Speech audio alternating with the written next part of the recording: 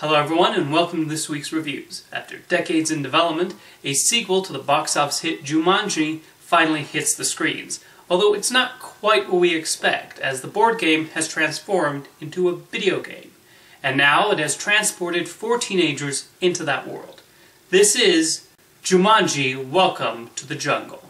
I want to preface this by saying that while I have a tiny bit of nostalgia for the first Jumanji movie, that mostly stems from being the right age when it was released.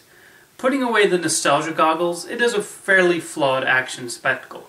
So when I heard about this film, I did not feel any sort of protectiveness, and the premise was certainly a clever and creative one.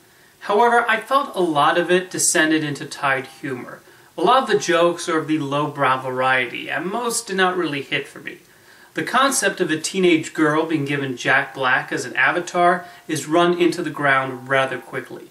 I did not expect a Jumanji sequel to have so many jokes related to, male nether regions. Meanwhile, Dwayne Johnson and Kevin Hart do their usual shtick. I personally found Karen Gillan got the funniest moments, as she essentially has to serve as the straight woman of the group. Jake Kasdan does a decent job directing the action scenes, although a lot of it does consist of running, jumping, and screaming. It does not even take full advantage of the video game premise, outside of meeting non-playable characters that repeat the same phrases over and over. What Welcome to the Jungle does really well is continue and expand the mythology of Jumanji. The idea that the board game will be so cheeky it would evolve to capture a new generation's attention does make sense. Even though the two films are wildly different, this is believably a sequel to the first film, and they even throw in a cute nod to Robin Williams' character. Otherwise, I found this to be rather disposable popcorn entertainment that did not bring a whole lot to the table, and I'll probably forget about it in a couple of days. Next up is a musical spectacle based on the life of P.T. Barnum, The Greatest Showman. This is a film that, yes, is based on a real person, and yes, is completely historically inaccurate. However, if you're looking for a serious historical biopic, you're better off seeing Darkest Hour next door. The main intention of this movie is to be a big, flashy musical, and it succeeds in that goal.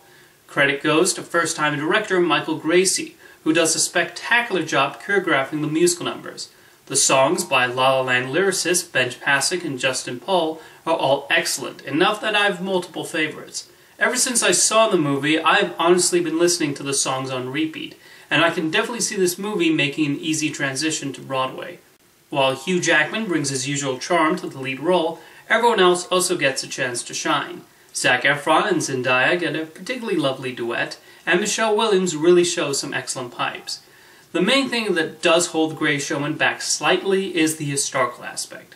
I don't mind the anachronisms of the songs, although hearing real-life opera singer Jenny Lind sing a contemporary song that obviously was not written in the 19th century is a little jarring at first. The problem is it's a little hard to ignore how much they sweep under the rug. Barnum's mistreatment of animals? Not mentioned. That he did somewhat exploit outcasts for the purposes of a circus? It's rather glossed over. However, P.T. Barnum is one of those complicated historical figures, and while he did bad things, he also did good things, like his political career, where he called for the end of slavery, although that is also oddly not brought up in the movie. Like I said, this is supposed to be a musical spectacle and not a serious biopic. If you want some excellent songs choreographed with a lot of energy by talented performers, you're going to find plenty of that in The Greatest Showman. Thank you for watching this week's reviews, and I'll see you next time.